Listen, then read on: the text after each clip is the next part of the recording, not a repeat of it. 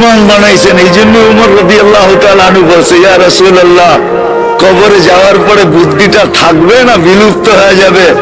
আল্লাহর রাসূল বলছে, আকাল, তোর বুদ্ধি আরো বেড়ে যাবে। বলছে তাইলে কোনো চিন্তা নাই। আর দুনিয়াকে দেখাই দিছেন আসলেই চিন্তা নাই, আসলেই শুয়ে আছে কই? আল্লাহর রাসূলের পাশে, ঠিক না? আসলে বুদ্ধিমান ছিলেন উনি। জিজ্ঞাসা করছে মরার পরে বুদ্ধি বিলুপ্ত হয়ে যাবে? আল্লাহর রাসূল বলছে না, বুদ্ধি আরো বেড়ে যাবে। বলছে চিন্তা নাই। তাইলে বুদ্ধি দুই জায়গায় লাগানো দরকার ছিল। একটা হলো আখিরাতকে আবাদ করার জন্য, কেন ওইখানে কেউ কারো না, কেউ এখন যতই আপনজনের পরিচয় দেখ না কেন, যতই মায়া বলুক না কেন, যতই মমতা বলুক না কেন, যতই ভালোবাসা বলুক না কেন, যতই লেখা হোক না কেন শিরি আর ফরহাদের কাহিনী, লাইলি আর মজনুর কাহিনী, যতই লেখা হোক না কেন, মরতে দেরি, সব ভালোবাসা উড়ে যেতে দেরি হবে না, কেউ কারো না। সত্য এটাই। এই জন্য বলছে বুদ্ধিমানের কাজ ওটাকে আবাদ করো। জীবনটা কিন্তু তোমার ছোট, যাত্রাটা কিন্তু চলমান, কিছুর উপরেই তোমার কন্ট্রোল নাই, না দেহের উপরে কন্ট্রোল, না জীবনের উপরে কন্ট্রোল। বিদায় তুমি ওটাকে আবাদ করো, আম্মিরুহা, ওটাকে আবাদ করো, ওটাকে ধ্বংস করো না, ওটার পিছে বুদ্ধি লাগাও। কিভাবে ওটা আবাদ হবে? ওই বুদ্ধি যেটা একটু আগে আমি দেখাইলাম, যে বুদ্ধিমানের কাজ ছিল মাগরিবের সময় আজান হইতে দেরি, উম্মতে মুহাম্মদী মসজিদে উঠছে পড়া বীর হইতে দেরি হইত না। ফজরের আজান হইতে দেরি, মসজিদে উঠছে পড়া বীর হইতে দেরি হইত না। তাইলে আজকে রাজত্ব আমাদের হাতেই থাকতো, বিজয়ের চাবি আমাদের হাতেই থাকতো, আমাদের হাত থেকে কোনোদিন বিজয় ছিনা যেত না। আর এখন আমরা বিজয়ের জন্য চিৎকার দিতে হতো না, কাঁদতে হতো না। আপনি বলবেন আপনি এটা কোত্থেকে পাইলেন? ইহুদিদের কিতাবে এখনো লেখা আছে। প্রমাণ চান? আমি প্রমাণ আইনা দিতে পারবো আপনাদেরকে। ইহুদিরা ওদের কিতাবের কথা খুব মানে, এই জন্যই তো মুসলমানদেরকে লাগায়া দিছে ডিশের ভিতরে। সারা রাত ডিশ দেখতে দেখতে হয়ে যাবি, ফজরের আজান হবে, তোর খবরও হবে না কোন দিক দিয়ে আজান হইল। সূর্য আইসা তোকে ধাক্কায় ধাক্কায় উঠাবে। এই জন্যই তো ওরা এগুলো করছে। সারা রাত্র ডিশ দেখতে থাকে, যুবকরা সারা রাত্র নেটের ভিতরে ঘুরতে থাকে, মা বোনরা পর্যন্ত সারা রাত্র নেট দেখতে থাকে, যুবক যুবতী সবাই সারা রাত্র নেটের ভিতরে থাকে। ফজরের আগে আইসা শয়তান থাপ্পি পড়ায়, ঘুম পড়ায় দেয়। শয়তান জানে ফজরের নামাজে যায় যদি 7 বার পড়া ফেললো তো ও তো নিজেকে প্যাক করে ফেললো, প্যাক। সূর্য ডুবার আগে মরবে। মরার অবস্থা তো দুইটাই, হয়তো দিনে মরবে নাহলে রাত্রে মরবে, ঠিক না?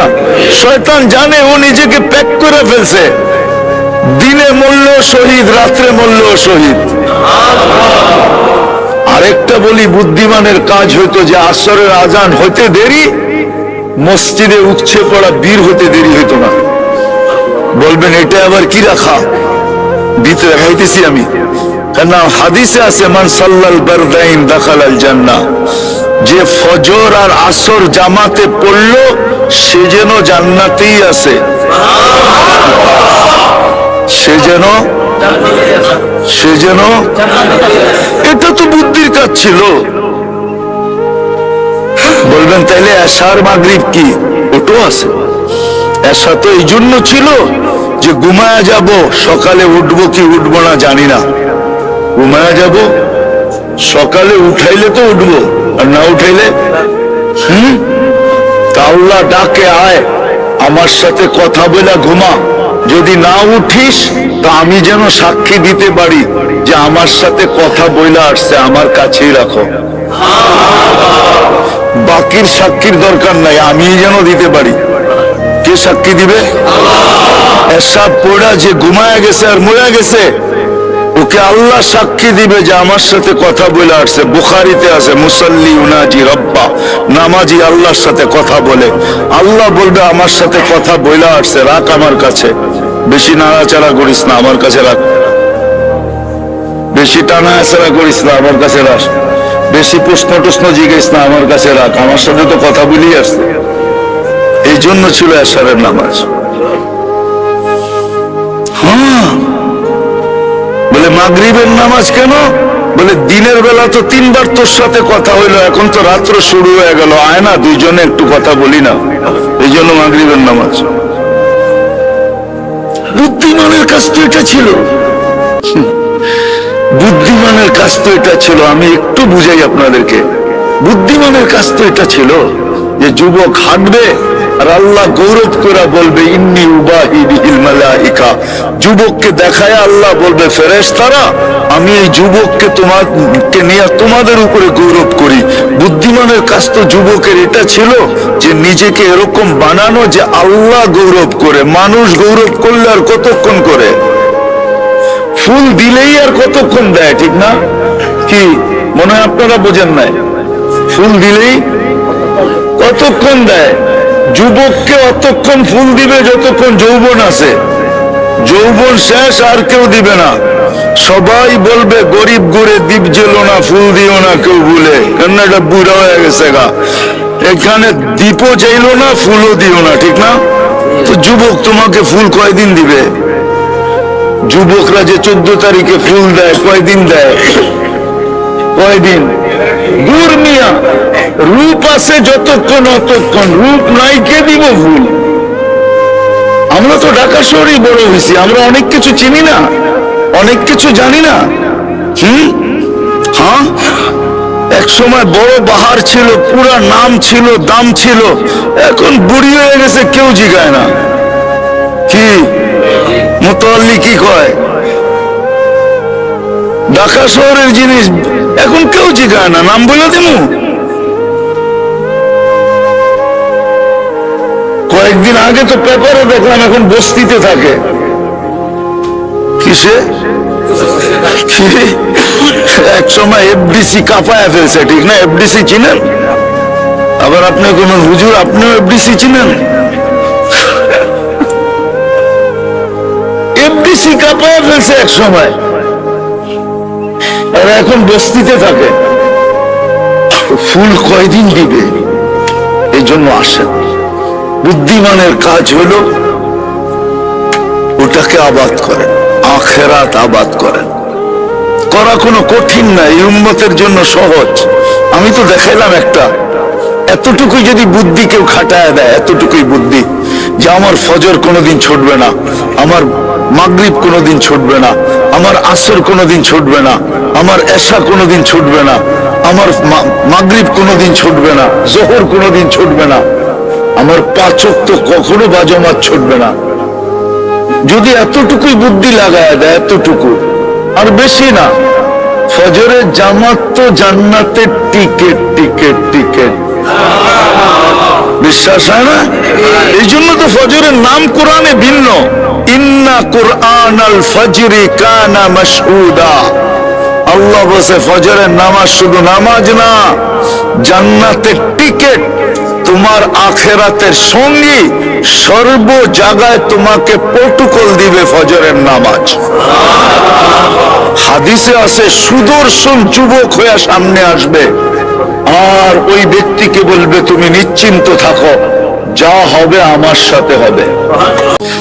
ও মেরে দোস্ত, ফজরের জামাত এরকম ঘাটিতে সুদর্শন যুবকের মতো আসবে, আর সর্বঘাটিতে বলবে আমি আছি, তুমি নিশ্চিন্ত থাকো। এই জন্য আল্লাহ বলছে মাশহুদা। তো যেটা বুঝাইতেছিলাম, আমাদেরকে আল্লাহ বুদ্ধিমান তৈরি করছেন, কিন্তু আফসোস সৃষ্টির ভিতরে সবচেয়ে বুদ্ধিমান হওয়া সত্ত্বেও, উম্মতের ভিতরে সবচেয়ে বুদ্ধিমান হওয়া সত্ত্বেও আজকে আমাদের বুদ্ধি ক্ষণস্থায়ী জীবনের পিছনে লাগতেছে। উচিত ছিল না, আর লাগাইতে যে আমাদের লাভও হয় নাই। অর্জিত তো হয়েছে দুনিয়া বটে, অর্জিত হয়েছে বটে। একটু আগেই আমি দেখাইলাম যে মুসলমানের ডাইনে কেউ নাই, বামে কেউ নাই, আগে কেউ নাই, পিছে কেউ নাই। যে ছিলেন উনিও এখন মুসলমানের দিকে তাকায় না। যে ছিলেন উনিও আল্লাহ রসুলও তাকায় না। হাদিসের শব্দ দিতেছি আমি।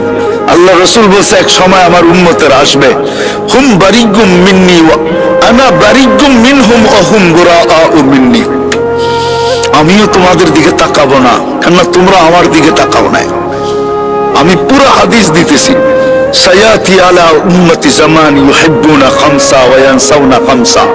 আমার উম্মত 5 জিনিসকে ভালোবাসবে। ইউহিব্বুনা দুনিয়া ওয়া ইয়ানসাউনা আল আখিরাহ। দুনিয়াকে ভালোবাসবে, আখিরাতকে ভুলে যাবে। ইউহিব্বুনা আল কুবুর ইউহিব্বুনা আল কুসুর ওয়া ইয়ানসাউনা আল কুবুর। বাড়িঘর ভালো, জীবনকে ভালোবাসবে, জীবিত থাকা ভালোবাসবে, মউত ভুলে যাবে। ইউহিব্বুনাল মাল ওয়া ইয়ানসাউনাল হিসাব। পাত্তি ভালোবাসবে, হিসাব ভুলে যাবে। পাত্তি চিনেন তো? ঢাকায় মানুষ না চিনলে আর কে চিনবো, ঠিক না? পাত্তি ভালোবাসবে আর কি, হিসাব ভুলে যাবে। ইউহিব্বুনাল খালকা ওয়া ইয়ানসাউনাল খালিক। সৃষ্টিকে ভালোবাসবে, স্রষ্টাকে ভুলে যাবে। যুবকদেরকে জিজ্ঞেস করেন 14 তারিখে ফুল দেয়, হোটেলে নিয়ে খাওয়ায়, যা খাইতে চায় তা খাওয়ায়, আবার পার্সেলও দেয়। পারে না কলজাটা বের করে বুনা করে আবার লগে দিয়ে দিতে, ঠিক না? অথচ ওকে যে আল্লাহ যৌবন দিল, ওই আল্লাহর নাম 24 ঘন্টা একবারও লয় না। এখানে কয়জন আছে ডেলি 200 বার আল্লাহ বলেন? কয়জন আছি আমরা এখানে যে 200 বার আল্লাহ বলি? অথবা শ্বাস প্রশ্বাস তো নেন ডেলি 1,60,000 বার, নেই 80,000 বার, ছাড়ি 80,000 বার। যদি মেশিন দিয়ে বাহির করতে হইতো, রাগ হয় না, ঢাকায়রা এই জায়গা জমিনের চড্ডি বড্ডি সব গুলো হয়ে যেত। ডেলি 80,000 বার কার্বন ডাই অক্সাইডকে মেশিন দিয়ে বাহির করতে হইতো। কার্বন ডাই অক্সাইডকে আল্লাহ 80,000 বার ডেলি আপনার আমার ভিতর থেকে বাহির করে। এই জন্যই আপনি 80,000 বার শ্বাস নেন। শ্বাস নেন পিওর অক্সিজেন, ছাড়েন এটা কি কার্বন ডাই অক্সাইড, দূষিতটা বিষ। এটা আপনার ভিতরে জমা হয়, অক্সিজেন যায় ওটাকে পেঁচায়া বাহির করে দেয়। বেরো বন্দা, কিন্তু আল্লাহর কষ্ট দিলে খবর আছে, বেরো 80,000 বার বাহির করে ডেলি। বলেন যুবক তো আল্লাহ ভুলে গেছে, অথচ খাওয়ায়া খোয়া পার্সেল পুরসেল দিয়া টিয়া 14 কলিজা বুনা করে দিয়া তারপরে কয় মেসেজটা দিও কিন্তু I.U। তারপরে বাড়ি চেয়ে দেখা যায় চোখের আড়াল তো মনের আড়াল, যাইয়া মেসেজ ভুলে গেছে। আবার 1 বছর পরে দেখা হয়েছে, কিরে মেসেজ কই, যে চোখের আড়াল মনের আড়াল। এই জন্য শেষ জায়গায় চলে আসছি। আসেন বুদ্ধির পরিচয় দেন, বুদ্ধির পরিচয় দেন, ওইটাকে আবাদ করেন। আর দ্বিতীয় হলো বুদ্ধির পরিচয় দেন, আল্লাহ আল্লাহর রসুলকে পক্ষে নেন। কে পক্ষে?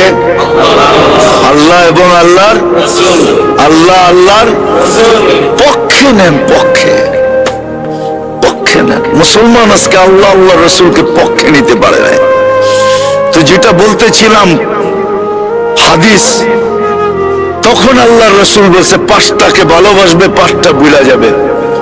ইউহিব্বুনাল হায়াত ওয়া ইয়ানসাউনাল মাউত, ইউহিব্বুনাল কুসুর ওয়া ইয়ানসাউনাল কুবুর, ইউহিব্বুনাল মাল ওয়া ইয়ানসাউনাল হিসাব। এরকম সৃষ্টিকে ভালোবাসবে, স্রষ্টাকে ভুলে যাবে। আজকে 5টাই সত্য। কি সত্য না? আল্লাহ রসুল বলছে আনা বারিগুম মিনহুম, আমি তোমাদের দ্বার দাঁড়ব না, কেননা তোমরা আমার ইজ্জত রাখো নাই। আর আল্লাহ বলতেছেন ফামুতু বিআইয়ি আউদিয়াতিন তামুতুন, নাইলে ফিলিস্তিনের মানুষ মরে। ঈদের দিন ঈদ, গুলি আর লাশের ভিতরে এখন পর্যন্ত মিছিল, লাশের মিছিল ফিলিস্তিনে, অথচ দুনিয়ার সবচেয়ে বেশি আবাবিলের বসবাস যেই জমিনে, সবচেয়ে বেশি আবাবিল বাস করে ফিলিস্তিন শামে। আল্লাহ হুকুম দিলি তো পারে, আমি ঘুরা বলতেছি না, ঘুরা না।